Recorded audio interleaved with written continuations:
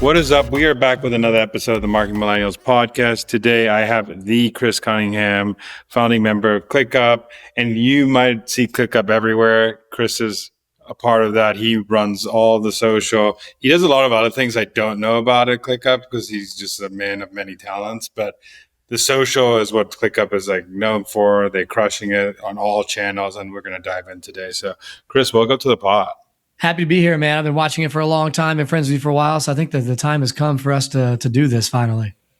Let's just get into first, let's get into the story of how you even got involved in ClickUp and how you got involved in social. Sure. And then we'll get into what's working, what's not. Yeah, so they almost go hand in hand. Content's always been a big part of my life. In the early days and how I got a part of ClickUp is really just meeting Zeb in college. So Zeb, for those of you who don't know, CEO, founder, real genius of ClickUp, who is the builder, the architect, everything behind what we're doing. And me and him met in college and we were just bored. You know, we really didn't think that everything we were learning we were going to use, and we wanted to do some of our own things. And so we ended up taking on our first venture, which was managing a rapper. And in doing that, we realized that social was going to be a big part of us getting this rapper attention. So we did. We started really learning social media, learning how to grow, learning how to get attention. And that worked really well. It allowed us to get a song on the radio, allowed us to get a tour. So our little rapper we were managing, we were opening up for Wiz Khalifa, Mac Miller. Even if it was like the first smallest opening act, we were doing that. And we were on the tour, and that was awesome. That was cool. And then, you know, as I graduated before Zeb, I got into the working world. I was one of the youngest managers at a company called Cvent. And when doing so, Zeb continued learning what we did from the rapper and created like an agency. And I would help him on the side while still at Cvent. And there's some things that I learned while being there, like, hey, corporations are really going to need to start getting big on social soon. I see this happening. So we started building like an agency to help companies with social. And that was our first project together. I left Cvent to go work with him because I believe in Zeb. I've always believed in him. And, you know, we grew the agency pretty big. And then one day Zeb has a near-death experience. Like Lily almost died. And he comes back from that and he's like, look, I don't want to just be somebody who grows social. Like, I want us to be people who change the world. And that's when we had a bigger plan. So the first one was to create a new social media app. At the time, Snapchat was the biggest app of its time. It would erase all your memories in 7 seconds. Everything your best memories were gone, right? We thought that was a fatal flaw. So we created this app called Memory. And it looked hot. We thought we were going to be the next Zuckerberg. From there, Snapchat built Snapchat Memories. We lost all our money and we had to pivot. And that's what a lot of people know about ClickUp. We really had pivoted. Our first mission was something else. But we had built this tool internally because we hated working with other teams, and some people would be in Sana, some would be in Trello, some would be in Jira, and no one seemed to love their tool. And that's when we decided to go all in on ClickUp. So that's how I got in. And I've always been obsessed with content. And even at the early days of ClickUp, I wasn't doing with so much content for us, right? I was doing everything else I could. I was our first sales rep. I was doing customer service. I was writing blogs, trying to run ads, just anything marketing I can do. And as we grew, that's when I got to create this perfect role for me, which is, you know, taking content, being ahead of the content game, and making sure we have a brand, people know about us, people talk about us. I actually think I remember the social agency days because I used to live in San Diego, and I used to see you guys marketing jobs, and then you switched to this app, and I was like, wait, weren't they a social media agency? And then, yeah, so we were. We pivoted. So a lot of people know that it was a pivot. Let's go into it. So you've generated some crazy numbers. You're in the B2B space where people say social doesn't work. Social, you can't use TikTok, you can't use video, you can't have fun. Let's go behind the strategy of how you think about social and how brands should think about social, especially in the B2B space. The best way I can say that I think about it is almost how I've done everything in my life. Like when I look at school, you know, everyone told me, hey, get one job, move your way up. I've always felt like what everyone says is not always right? And that might be arrogant. That might be like the wrong thing to say. But it's honestly always how I felt. I think sometimes when everyone is saying something, it's not right. It doesn't mean it's right. And it doesn't mean it's wrong always, but I've always liked to go against the grain. And so when I really fully took over all of the content and everything at ClickUp, I was like, I always have everyone telling me what to do, right? But I see what I believe. And I believe that a lot of things that they say we can't do in B2B are going to be big. The first example was influencer marketing. People don't remember this, but like 5-6 years ago, influencer marketing was not really a thing in B2B, but it was in B2C. And my number one rule is if something works in B2C, it's probably going to work in B2B just a little bit later. And that's why I really went hard on influencers early on. And now we see how successful that's been.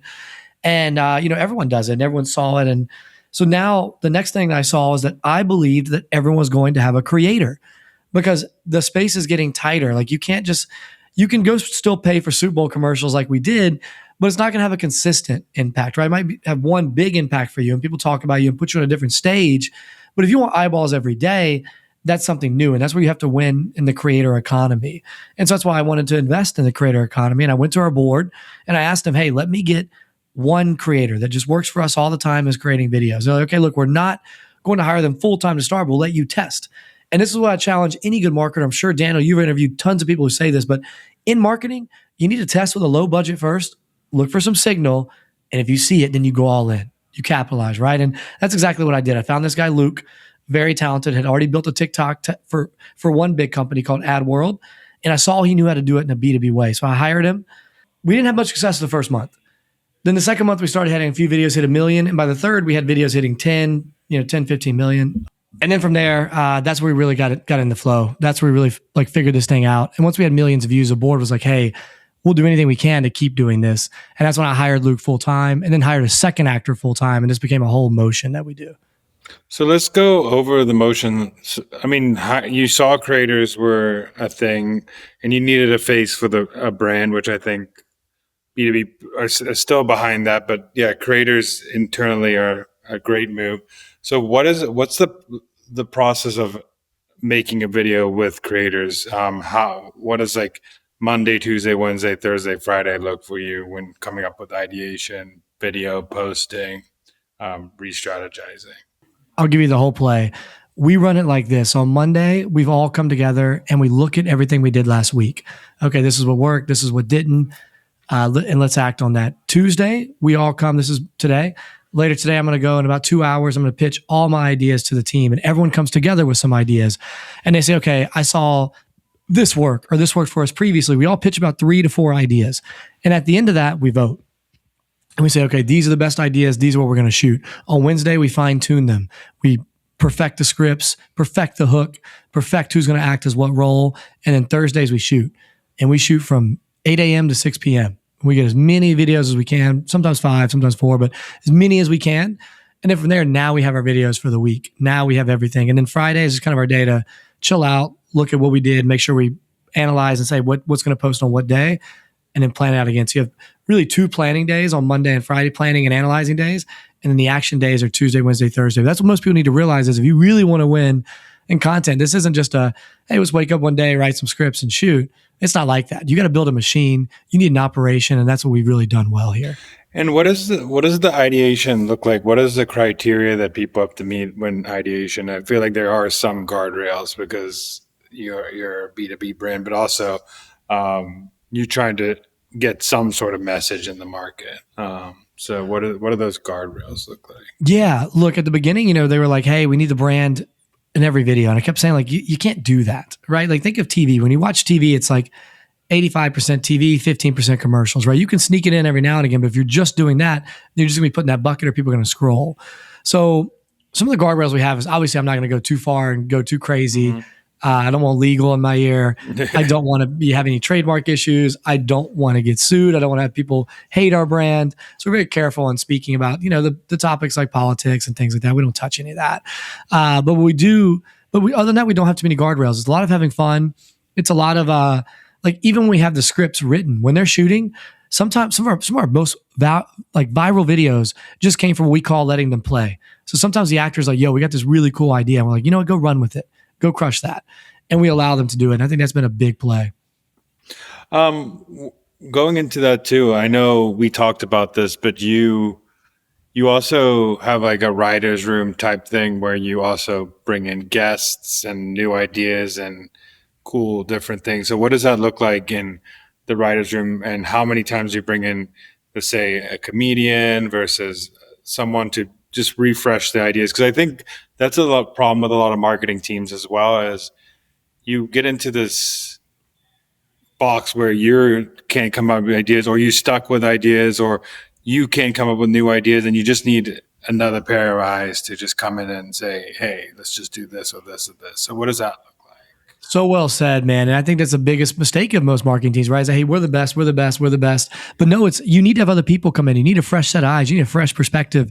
So I would say we do 4 writers' rooms a month, right? I would say 1 to 2 of them, we bring in another writer. I might just bring in another employee at ClickUp who has a cool perspective or a cool idea. But I'll go out and I'll find like another comedian, another content creator, and I'll just pay them and say, come to this with like 3 ideas, but also hear us out and help us punch up our ideas. And it's insanely valuable because sometimes you get stuck in a box. You've created the same type of content. You get kind of stuck on what you think is working, but then you bring in someone else who has a new idea, new perspectives, new life, different jobs, from you. And they bring things that you never would have thought of and they really hit. So I would say about 50% of the time, 30 to 50% of the time, I'm bringing in someone else. I want some fresh ideas. I know. So for example, let's go down one road of like a series. So you had that, like the HR parody song series that you came up. I think like something that people miss with content, especially in B2B, is like serializing the content. And I give it, if one video works, come up with the next part of the series, the next part of the series, next part. Don't just come up with one idea and then just post that idea and it doesn't work. So how do you think about like serialization of content, making sure that people see that?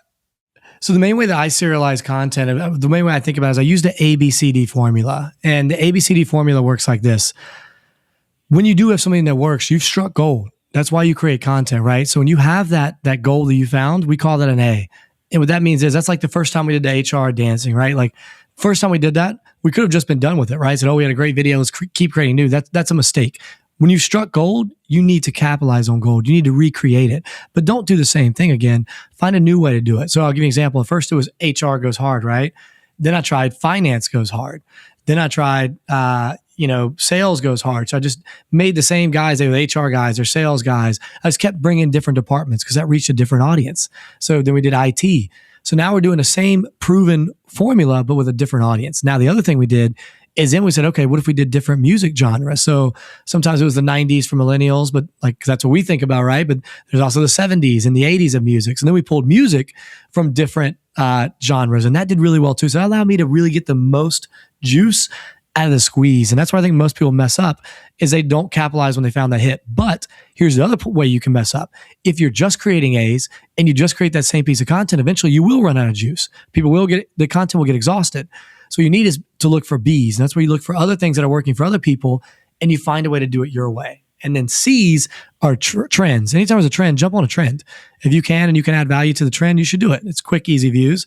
Don't do only trends. That's how you fail. And then D is my favorite part about content, Daniel. And it's experiment with the unconventional. Try something new. Do something no one else has done. Go be unhinged. That's another thing people love, especially on TikTok and Reels.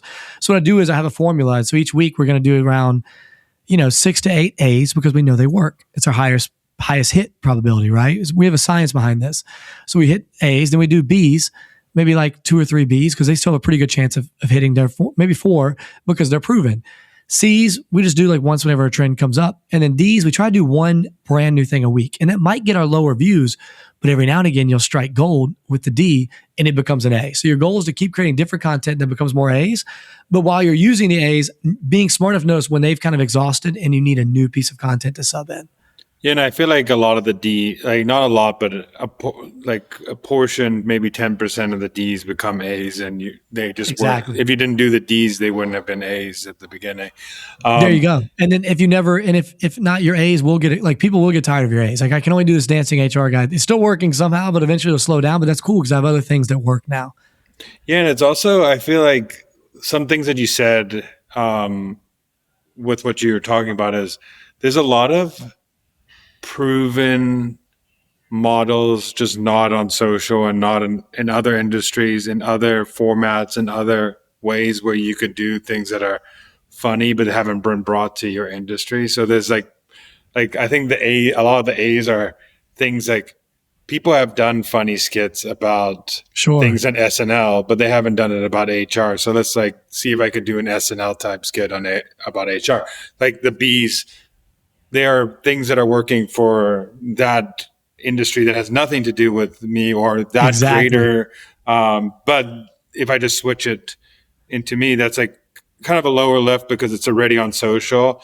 The A's seem to be like things that have like worked on like TV or like some other realm, Or even something that just worked for you.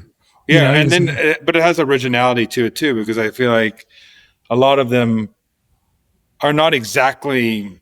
I would not say that you're copying any of these things. It's more, I know that funny improv type skits people like. And they love like, it. let me just make some type of improv skit that will work for me in a different way, in an original way, and let's see if it works. 100%.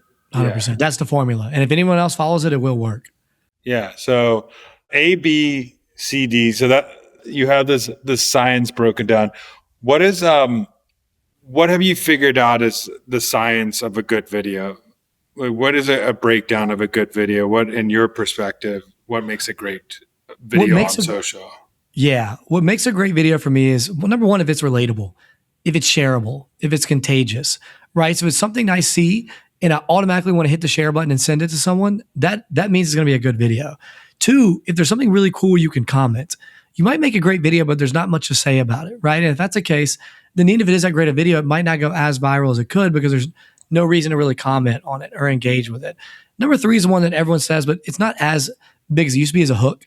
So your hook and then your headline. Like, having a really good headline can actually really make the difference of a video, because that's the first thing people see. Like, it makes it, is it worth my time or not? They see the headline, like POV, you just started a new job or something like that. You get the right headline that's relatable or funny enough to make them want to see the end. That'll hit too. Fourth is pacing. Is there a part where it gets boring? Does it keep your attention throughout? And then the last is, we call it like a button. Is there something that just makes it end so well that maybe either you want to watch it again or you just feel pleasant afterwards, right? Like, because sometimes you have a great hook and a great body, but you just don't end it well. It doesn't end how they want. And then that kind of messes up the video. So I think you need those 5 things to really be a successful video. And the biggest ones are making sure you have something in there that makes someone want to hit share, that makes someone hit the group chat, right? I think Marketing Millennials does a great job of that. Like, you see that in WhatsApp groups or in Slacks all the time. You guys have a cool post, they go share it. And same with ClickUp. Like, they're like, oh, this reminds me of, Joe at work, or that's why I want to make like a video making fun of the IT guy. A lot of people probably send it to their IT guy, or the IT guy sends it to his IT friends. Like, hey, this is us. Yeah. Like, that's what makes a great video to me in B2B. Yeah, I think I said this actually. I wrote a little bit a post about this, but I think the number one thing I think about with any social is like optimize, especially for like these social platforms, Instagram, for example. If you can get into the DMs or in the stories or to a Slack channel, that metric, I look at that share metric more than it. And if I get more, if I try to beat the likes with the 100% shares. That's my like goal. Is like, there you go. If I can get the biggest, then that's how I know this is hitting for an audience, and I'm going to keep doing that. Idea is more people are sharing. The like thing is like just signal. It's not, but share is someone had a deep reaction. And I think one thing social does really good, and I think this is what you probably are looking at, is you could tell video drop off really well now on social platforms. So if a hook's good and then they drop off, this might be something in the middle. If the hook's good and like it's trailing and then there's a deep drop off of the end, something bad, you could tell where in your video you are missing, which is so useful crazy at this useful. point. Yeah. That's what's so valuable. And that's why too many people give up on a video. Like, I made a video just the other day that we thought was really going to hit and it didn't. And I was like, you know what? It looks like people dropped off here. We messed up on this. So rather than just giving up on the video, I'm going to go re-edit it. I'm going to post it again because very few people saw it, right? So never give up on a good concept when you think you can find the problem and fix it too. And I love on Instagram now that you just could trial to non-followers. So your non-followers don't even see, your followers don't even see what you're doing. And then you could flop all you want to non-followers. It doesn't matter. Which is a great feature they have. Smartest feature they've ever added. It's been huge for us. We won't post a video without trying trial reels first to know. I know we talked about this before you got on, but what are some things you're testing now, trying? What are things you're figuring out that are working for you and going into 2026? And what are you thinking about? There's a lot of new things I'm trying. And, one is these like creator led, like new pages. So you basically get one create. I've seen Lovable, Base 44, a lot of these pages doing it. Even Cluely, you get like one person and they're just creating a video daily. And the video is not really an ad, but kind of an ad. So you're basically like teaching something. So let's say it's like dev tips with Chris. And in these dev tips, I'm giving out dev tips, but usually in one of them, the tip uses the product of which I'm pushing. And so it's just getting a new audience every time. And you're basically betting on like, of the 30 videos they make, 3 or 4 go viral, right? But with that, you still get a pretty big audience. And from someone that's not your brand, not on the brand account, it has a higher way to reach. So I call those like creator-led pages. Secondly, EGC. I'm all in on EGC, employee-generated content. I have like 15 of my employees creating content now, and 5 of which are doing really well, 20K plus followers, and the rest are coming. We're getting close to 10. I think it's just a great way to make content, especially on LinkedIn. That's where I care about it the most, because right now, everyone wants to learn. No one has time to go back to school. So the best way to really learn is by being on LinkedIn. And let's say you're a sales solutions engineer. You're going to learn from another sales solutions engineer at a company you respect, right? So that's why Liam, one of our best sales solutions engineers, I have him creating content. What makes you so good? Why are you so great at your job? Just speak about it. Just talk about it. People want to know. And he does that. And he's getting great engagement now and starting to grow. And that's just one of many examples. But I'm really, really high on EGC. The next thing I'm high on is I'm thinking about the next level. I think that this creator-led brand thing that I have is great, and the short form is great, but I think there's going to be some long form. I think there's going to be companies making short movies, short films. There's this new thing called Real Short, where it's like minute-long episodes of seasons. I think content is going to evolve, and I think that brands need to be on the forefront of it by really treating themselves not as a full media company, but making sure they have some type of consistent media that they know they can bring in new eyeballs and keep attention, whether it be edutainment, funny like me, or just teaching people something, just making them better at their job. If you can't do one of those 3, you're probably not going to hold their attention when they finish their workday and they pull out their phone, and you got to be there somehow. I think the one could just going back to the first thing, because I think people probably going to miss a lot of what that actually is. A lot of people only invest in their brand account. So like ClickUp investing, ClickUp investing. But you're saying you're investing in other pages that are adjacent or part of ClickUp's like media hub that are doing tips for ClickUp, maybe comedy for ClickUp. And they're just generating views on the side, but they're all directly part of the ClickUp universe, but it's not all going on the brand account, because some things you can't post on your brand account. So exactly. You have other pages where you're growing it on the side. Is that what's going on? Is you creating multiple accounts on multiple platforms? You nailed it. So what we're doing is I have ClickUp page, right? But I have ClickUp comedy. I have ClickUp on the street, ClickUp memes, tips with ClickUp, right? I have all these different pages, but the way that you bring it together is the beauty of with Instagram is I can have these different pages, but I can still sometimes joint post it with ClickUp, right? So I can say a joint post of ClickUp and ClickUp comedy, or a joint post of ClickUp and ClickUp memes, but then you grow your own page. So the ironic thing is ClickUp comedy might pass ClickUp's main page in followers. I think people love the comedy page so much. And that's how it's proven to me that we were right to bet on comedy, because this ClickUp comedy page has like 340,000 followers, whereas I think ClickUp has 400K. Right. So it might, and it's growing faster, it might surpass. But now I can still use ClickUp as that one anchor to still joint post with ClickUp comedy, joint post with ClickUp memes. And so you can still go on our page and see a mix of all the different pages we have, but it's better to have the separate page and keep that separate audience, because not everyone wants to follow ClickUp, but they might want to follow tips with ClickUp or ClickUp memes. That's fine. But it's building a big ecosystem that all still goes back to one place, ClickUp. And they're still very well branded. And I think this all stemmed from the early signal was, okay, when you first started, I'm going to get a bunch of creators. I'm going to use attention from their audience. Now we've grown our audience. Like, can we be the internal creators where media pages are some of the creators, not technically creators, but sub pages, and then employees are sub creators too, because they're part of the ClickUp universe. They're just different characters in the universe. Exactly. We're engaged with all of them. So on Instagram, you can joint post. On LinkedIn, you can like and repost, right? So we're just making sure we repost everyone's stuff. So ClickUp is the main base. But we're helping grow these other big audiences as well, which is great. And then at the same time, sometimes I lean on other creators. So I might go, I might say, hey, Daniel with Marketing Millennials, can we do a joint post? Can we engage us together? I get other creators like Joe Fendi Fried Chicken, Corporate Bro, right? We've worked with major creators like this, and then we tap into their audience. We joint post with them, and our audience also sees them. So it's kind of I'm glad that we can always be a win-win and help new audiences find them too.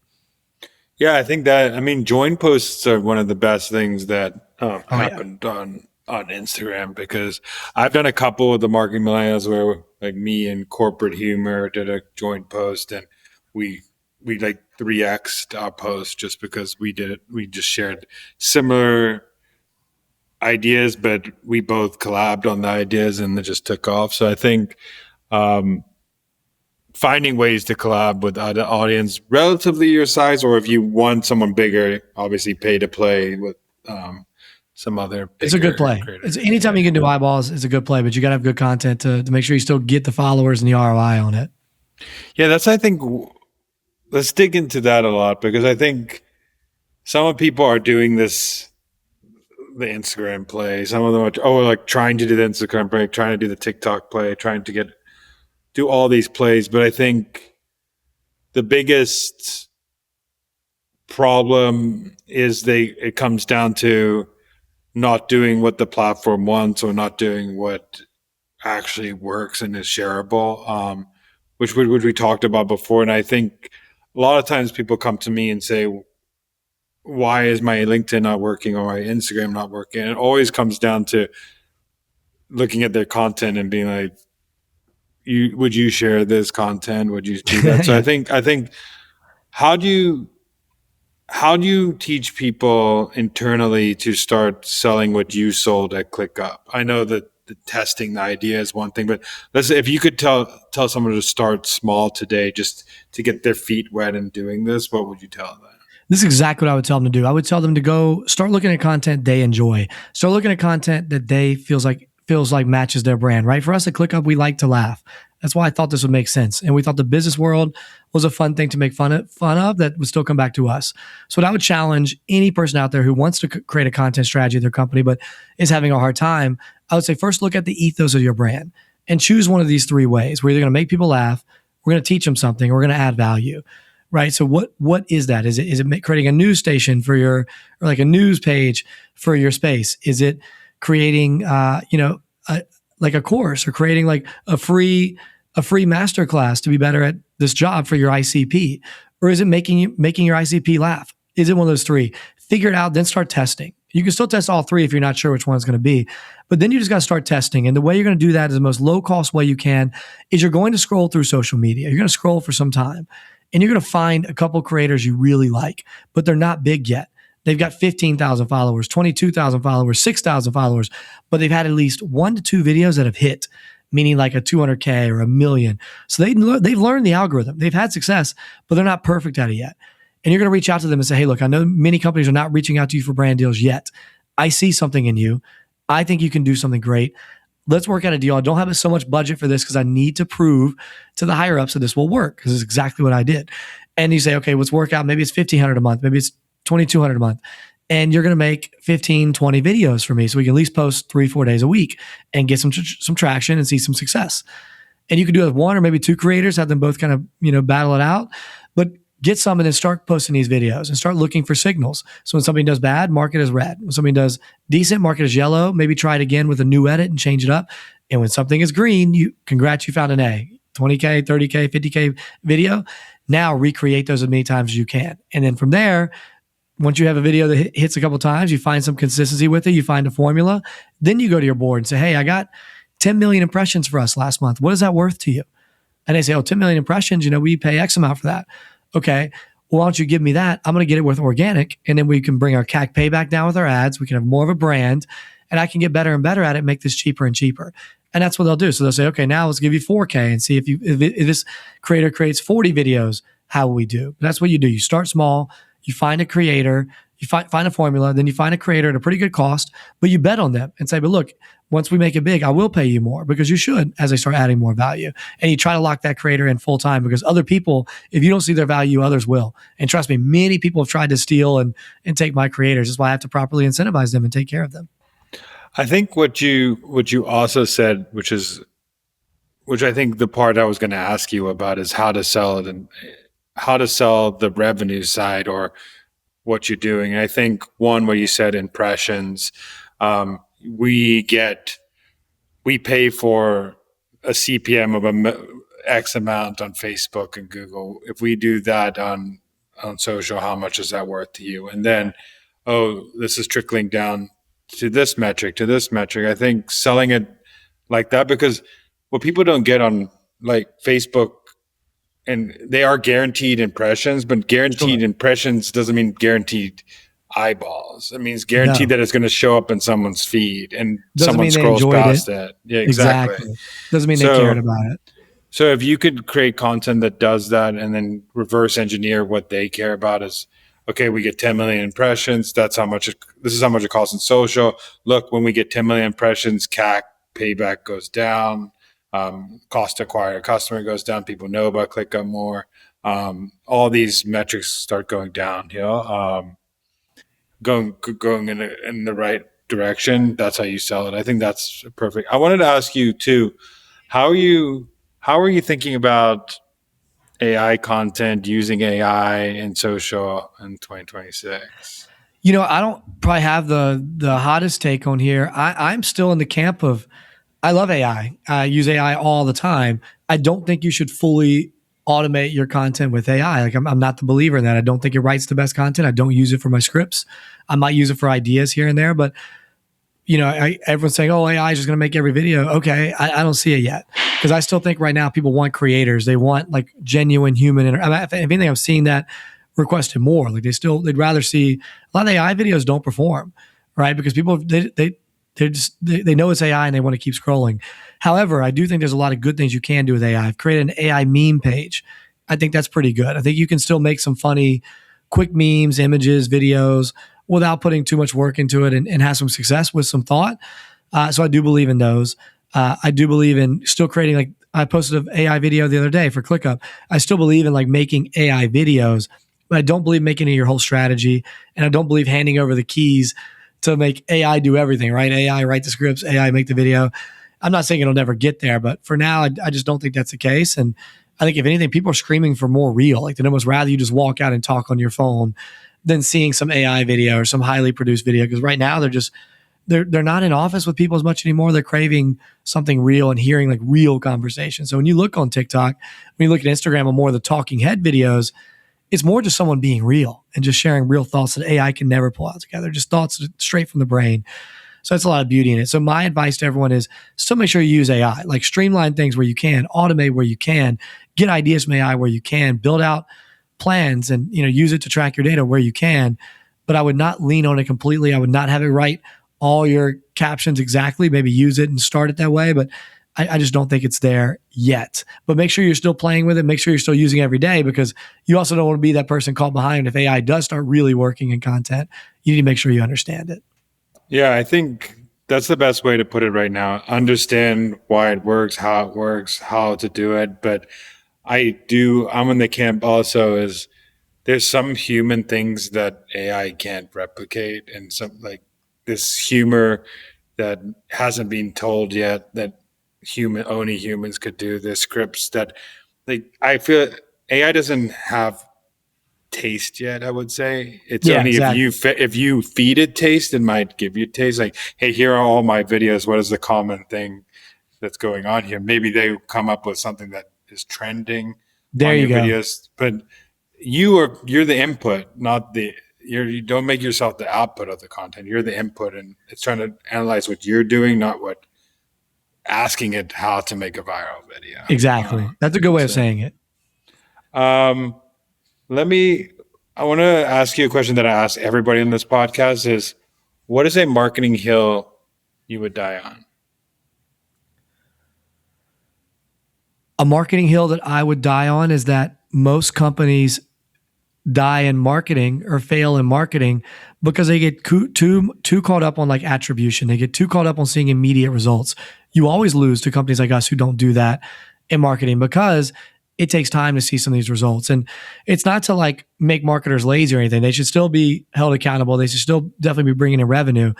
But those who are too afraid to try anything, those who are just going to follow the same playbook, those who will just do something that brings them immediate ROI, like Facebook ads, they'll only get us so far.